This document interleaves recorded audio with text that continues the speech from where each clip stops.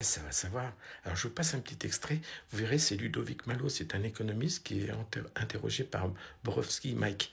Et il y a quelque chose qui cloche justement dans cette interview, parce que quand il parle justement de l'intervention d'une société dont je n'avais pas connaissance, en janvier 2019, juste avant l'incendie de Notre-Dame de Paris, et là, ça m'a rappelé justement, puisque moi, vous savez, j'ai travaillé 37 ans dans le bâtiment, donc des expertises, et le mérule pleureur, ou la mérule pleureuse, parce qu'on peut dire les deux, je connais, j'en ai vu, je sais ce que c'est.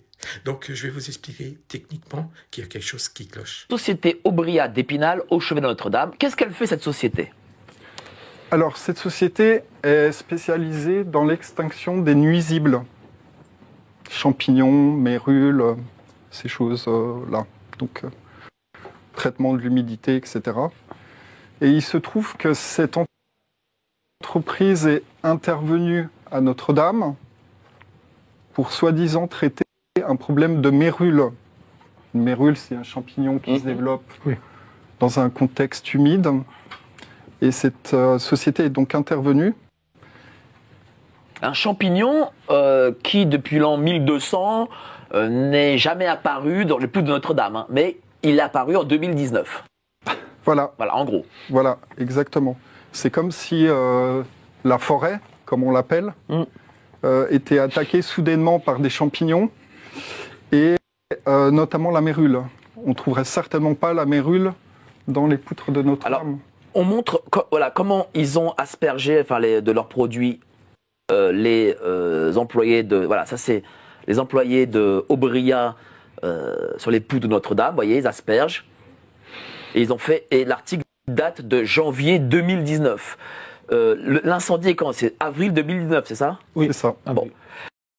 Les amis, qu'est-ce qui cloche? Tout simplement, c'est que le mérule pleureur ou la mérule pleureuse, puisqu'on peut dire les deux, faut savoir qu'elle démarre toujours par les fondations, par le sol. C'est un champignon.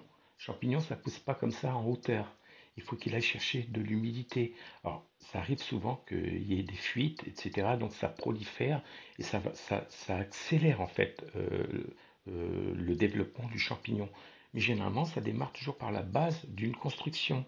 Et donc, ça part par ramification, par filament dans les murs, et ça va chercher de la nutrition pour que le champignon puisse se développer, et notamment dans les bois morts en forêt. Et là, c'est les bois, bien sûr, les planchers, les poutres de charpente, etc.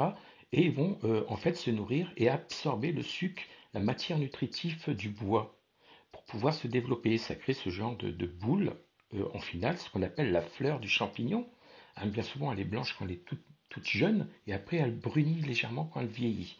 Voilà. Et là, on parle de pulvérisation. Et c'est là où il y a un petit problème. C'est que la pulvérisation, ça ne sert à rien, ça ne marche pas. C'est comme si vous mettiez un pansement sur une jambe de bois. Même la fumigation ne marche pas. Il faut en fait traiter à la base, c'est-à-dire dans les fondations, au niveau des sols, et même au niveau des murs, en créant ce qu'on appelle des barrages. On perce et on injecte un produit qui va en fait se dilater, qui va polymériser, et ensuite on va arrêter le champignon. Voilà comment ça marche. Donc l'histoire de pulvériser les poutres, ça c'est, je vous dis, ça c'est là qu'il y a un problème. Donc au mois de janvier, au mois d'avril, vous avez Notre-Dame qui brûle. Donc je voudrais bien que cette société soit entendue quand même, comment ils ont fait pour pulvériser si c'était une société vraiment spécialisée. Parce que là, à mon avis, c'est une arnaque. Et je pense qu'on nous cache autre chose. Donc il a bien fait de soulever le problème, que je n'avais pas connaissance.